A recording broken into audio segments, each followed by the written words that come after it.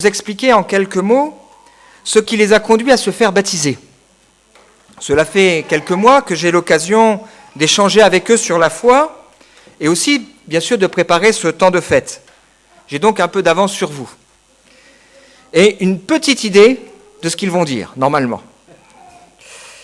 Et en les entendant, j'ai été une fois de plus émerveillé. Non pas de découvrir que ce sont des gens formidables. Ça, vous le savez déjà, et encore, on a tous nos hauts et nos bas. Mais ce qui m'a surtout émerveillé, c'est de voir la manière dont Dieu, depuis des années, a marqué leur vie. Ce qui probablement ne s'est pas forcément toujours vu à l'extérieur. Et j'aime me rappeler que Dieu ne s'intéresse pas à nous simplement le jour où nous décidons de venir dans une église, mais qu'au fond Dieu nous aime et qu'il s'intéresse à nous à chaque instant de notre existence.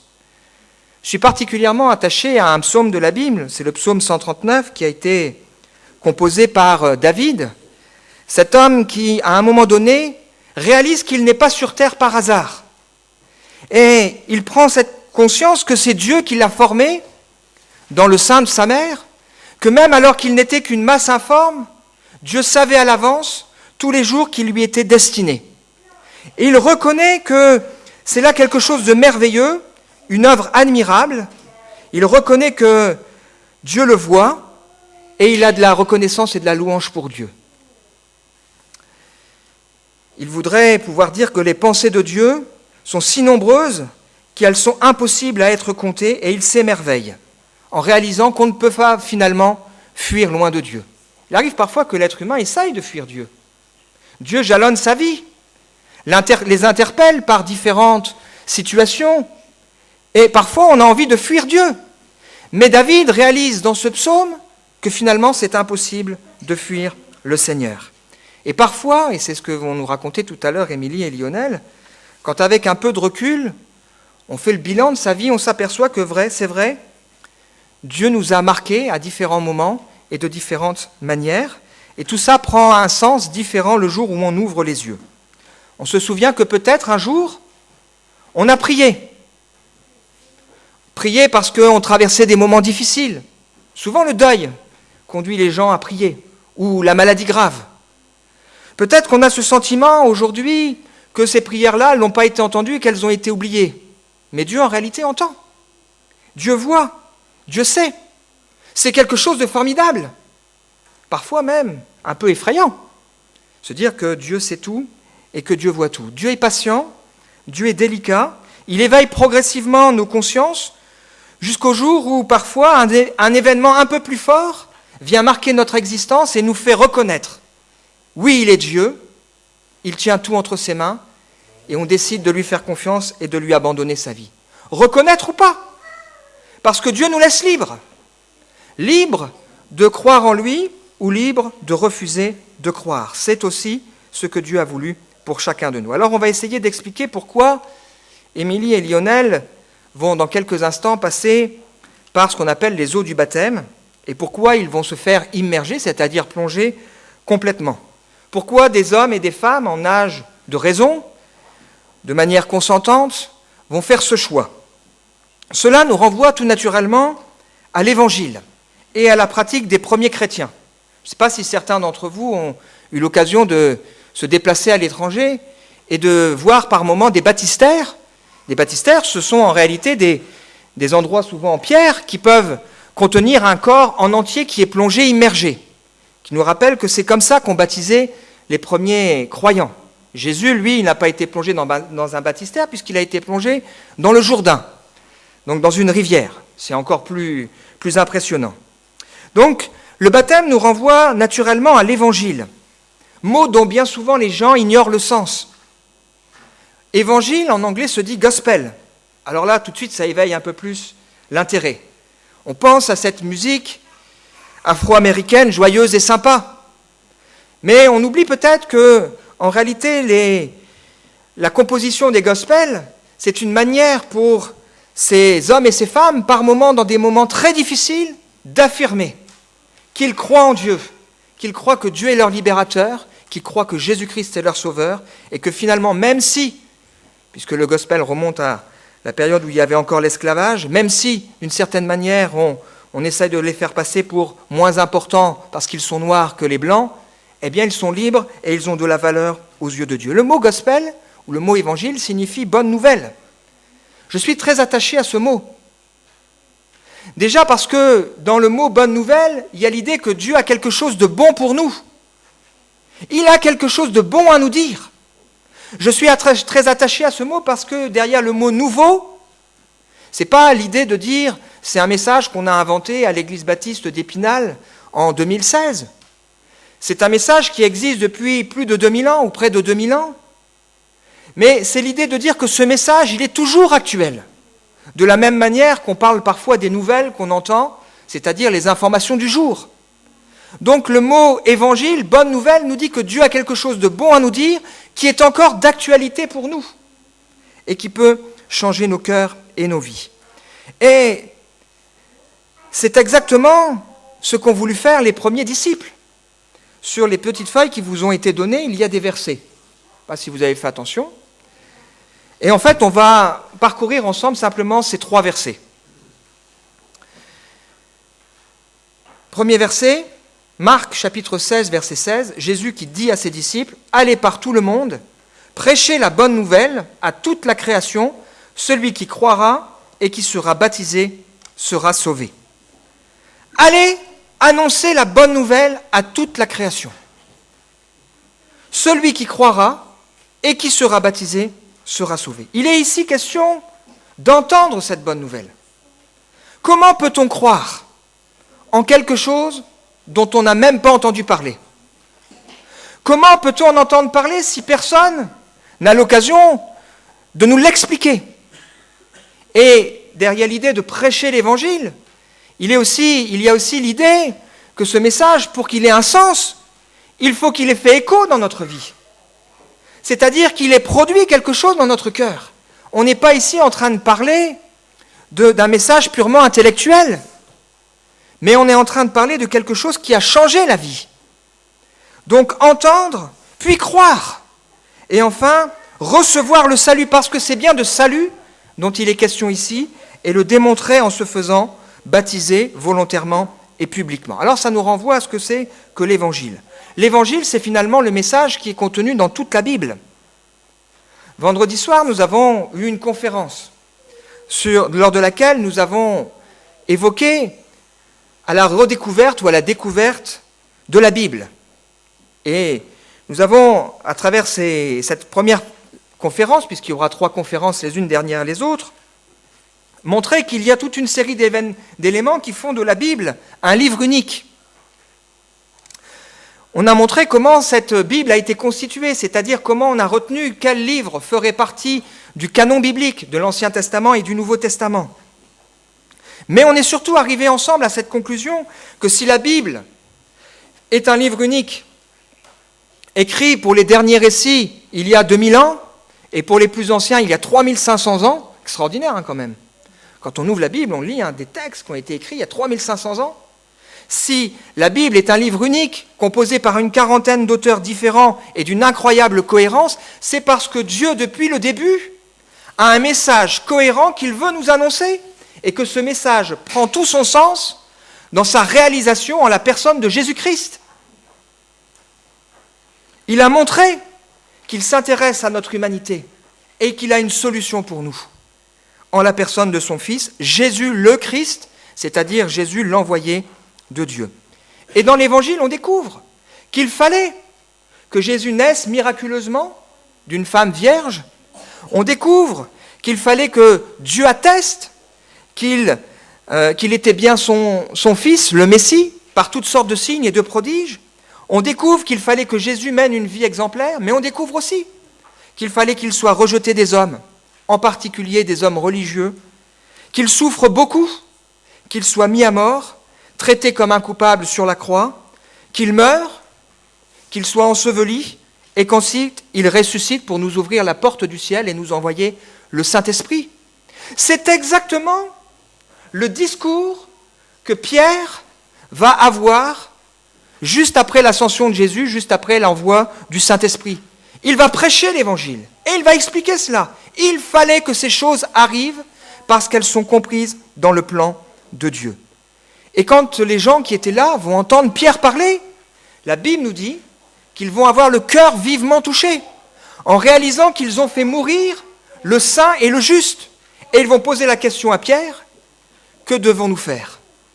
Et Pierre va leur répondre, repentez-vous et que chacun de vous soit baptisé au nom de Jésus-Christ pour le pardon des péchés et vous recevrez le Saint-Esprit. Et la Bible nous dit que tous ceux qui étaient là ne se sont pas fait baptiser, mais se sont fait baptiser 3000 personnes, ceux qui acceptèrent la parole qu'ils venaient d'entendre. C'est-à-dire, c'est ceux qui ont accepté, qui se sont engagés par le baptême. Et on redécouvre ici le même principe et le même cheminement.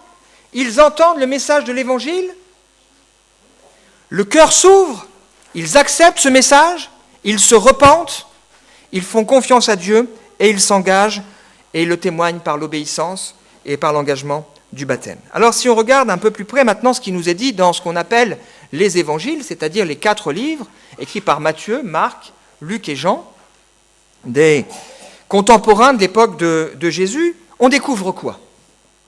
On découvre un ange qui vient trouver Marie et qui lui dit ceci, « Ne crains pas Marie, car tu as trouvé grâce devant Dieu. Voici, tu deviendras enceinte, tu enfanteras un fils et tu lui donneras le nom de Jésus. » Jésus, ça veut dire sauveur. Donc on voit dès les premières pages, dès les premiers versets de l'Évangile, que Dieu annonce qu'il a donné un sauveur au monde. Un peu plus tard, on voit cet ange qui va trouver Joseph.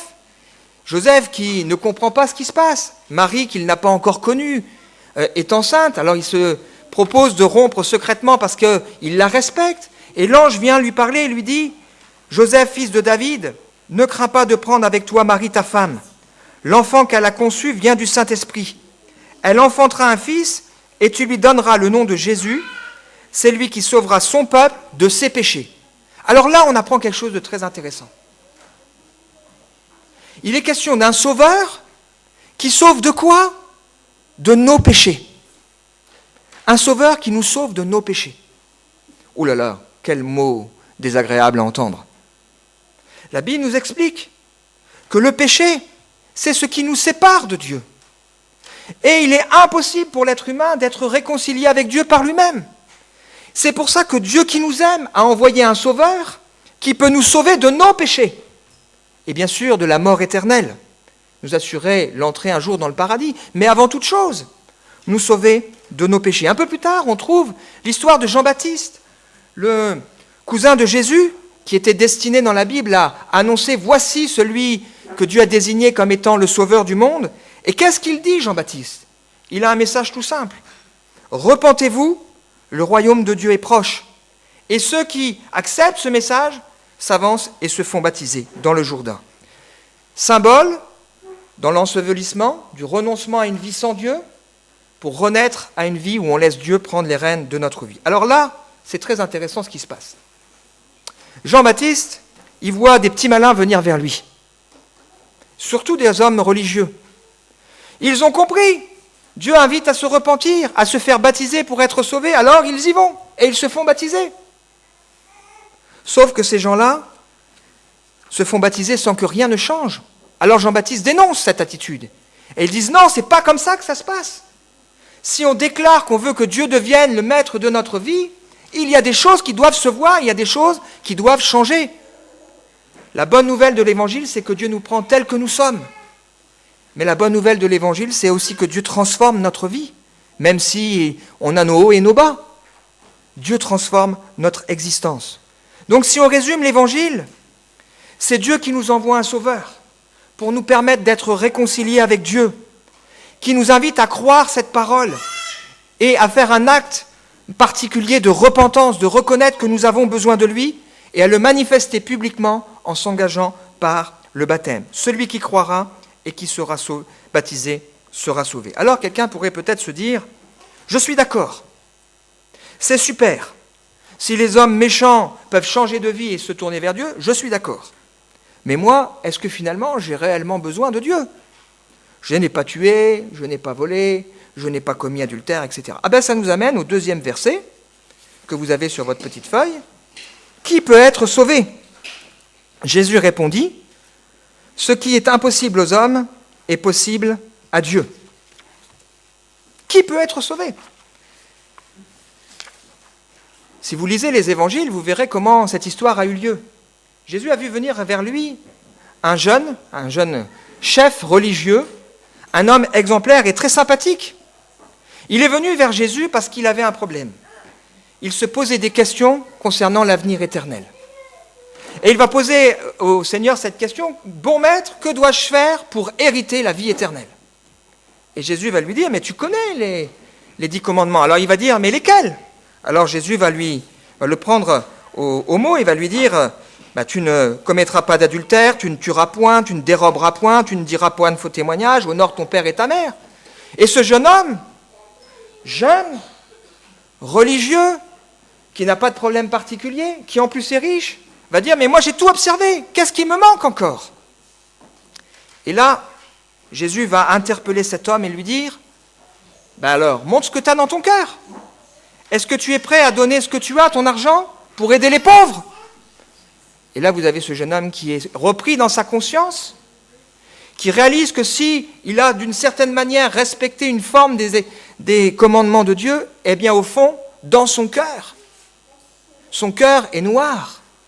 Et il réalise qu'il n'est pas prêt. Il n'est pas prêt à donner ce qu'il a pour la nourriture des pauvres. Jésus est en train de lui montrer qu'il a un autre Dieu dans sa vie. Et ça nous renvoie aux autres commandements de la parole de Dieu. Parce que souvent, on se tranquillise la conscience en disant: moi, j'ai pas tué, j'ai pas volé. Et on oublie que les commandements sont au nombre de 10. Et qu'ils commencent en nous invitant à regarder la relation que nous avons avec Dieu, qui se résume par cette phrase: tu aimeras le Seigneur ton Dieu de tout ton cœur, de toute ton âme et de toute ta force. Et si nous avons péché contre un seul commandement, nous avons péché. Et nous avons d'ailleurs péché contre tous. C'est-à-dire que si Dieu, dans nos cœurs et dans nos vies, n'a pas la première place, nous sommes des pécheurs. Et c'est là que quelqu'un va poser cette question: mais alors qui peut être sauvé? Si même ce gars-là, exemplaire, religieux, il n'est pas sauvé, alors qui peut être sauvé? Et là, Jésus va montrer quelque chose d'extraordinaire. Il va dire: ce qui est impossible aux hommes est possible à Dieu. Le salut, puisqu'il est bien question de salut ici, c'est un miracle. C'est un miracle. C'est un miracle que Dieu accomplit dans nos vies. C'est Dieu qui, dans sa bonté, nous accorde le salut. C'est lui qui décide. Et effectivement, si on se compare aux autres, on peut se dire: moi, j'ai pas tué, j'ai pas volé, etc., je suis relativement clean. Mais si on regarde la sainteté de Dieu, Dieu qui voit tout, eh bien la Bible nous dit que notre justice, elle est comme un vêtement souillé. Et le premier péché, c'est de ne pas accepter Dieu dans sa vie comme le maître et le Seigneur de sa vie. Alors on arrive au 3e verset que vous avez sur nos petites feuilles, qui est à la fin. Seigneur, à qui irions-nous? Tu as les paroles de la vie éternelle. Et nous avons cru et nous avons connu que tu es le Christ, le Saint de Dieu. Jésus a une discussion avec la foule, en particulier avec les religieux. Et là, il va faire quelque chose qui ne va pas plaire. Il va remettre en question les traditions et l'héritage. Les gens autour de lui, d'origine juive, se revendiquaient descendre de Moïse et avoir reçu de Moïse la nourriture qui vient du ciel. Si vous connaissez un petit peu, si vous avez vu les 10 commandements, vous voyez que Dieu a envoyé une nourriture particulière qu'on appelle la manne pour nourrir le peuple. Il disait: nous, on a eu la vraie nourriture qui vient du ciel. Et Jésus est en train de leur dire: non, c'est pas ça la vraie nourriture qui vient du ciel. La vraie nourriture qui vient du ciel, c'est moi qui donne ma vie pour le salut des hommes. C'est lui la vraie nourriture. Cette manne était un symbole pour nous montrer qu'un jour, il y aurait la nourriture spirituelle, Jésus-Christ qui a quitté le ciel de gloire pour s'incarner dans un corps et venir s'offrir pour nous sur la croix. Alors ça dérange, et les gens ne sont pas d'accord. Jésus dira: je ne mettrai pas dehors celui qui vient à moi, et nul ne peut venir à moi si le Père ne l'attire. Alors, comme ils sont dérangés parce qu'ils sont en train d'entendre, très attachés à leur tradition, très attachés à leur héritage, croyant que ça suffit, eh bien, il y en a qui vont commencer à dire « Cette parole est dure, qui peut l'écouter ?» Et là, il y a des gens qui vont commencer à partir. Et Jésus va se tourner vers ses disciples et va leur dire « Vous ne voulez pas aussi vous en aller ?» Et c'est là que Pierre va faire cette formidable confession. « Seigneur, à qui irions-nous ? Tu as les paroles de la vie éternelle. Et nous avons cru, et nous avons connu que tu es le Christ, le Saint de Dieu, ou le Fils de Dieu, l'envoyé de Dieu. » Pierre se dit, mais pourquoi je partirai ? Même si Dieu nous dit des fois des choses qui ne nous plaisent pas, je ne vais pas partir. C'est toi qui as les paroles de la vie éternelle. C'est vrai que l'Évangile, la bonne nouvelle, par moments elle peut nous déranger, mais cette bonne nouvelle, quand elle est reçue, elle a le pouvoir de faire de nous des enfants de Dieu. Elle a le pouvoir de nous assurer la vie éternelle. Pierre a confessé qu'il croyait que Jésus est le Christ, l'envoyé de Dieu, le Sauveur du monde. La Bible nous dit, si tu confesses de ta bouche le Seigneur Jésus, et si tu crois dans ton cœur que Dieu l'a ressuscité des morts, tu seras sauvé. C'est en croyant du cœur qu'on parvient à la justice, c'est en confessant de la bouche qu'on parvient au salut. Si tu crois dans ton cœur et si tu confesses de ta bouche. C'est ce que vont faire Émilie et Lionel dans quelques instants. Ils croient dans leur cœur que Jésus est le Sauveur, leur Sauveur. Et ils vont confesser de leur bouche que Jésus-Christ est bien le Seigneur, le Maître de leur existence. Hier, je suis allé visiter une dame, 97 ans, à l'hôpital, très diminuée. J'ai discuté avec elle. Elle était en train de partir, tout doucement, elle s'éteint. Je lui dis, comment ça va finir tout ça ? Je parle du grand voyage, l'importance d'être prête. Puis après, elle a commencé à accepter d'ouvrir un peu son cœur. Et je lui dis, est-ce que vous êtes prête à reconnaître que Jésus-Christ veut être le sauveur de votre vie ? Il veut changer votre vie, vous assurer la vie éternelle. Elle semble avoir ouvert un peu son cœur. Je veux le croire. C'est important de faire cette démarche. Si tu crois dans ton cœur et si tu confesses de ta bouche, tu seras sauvé. Alors on va maintenant inviter Émilie et Lionel à s'avancer. Ils vont nous dire ce qu'ils ont dans le cœur.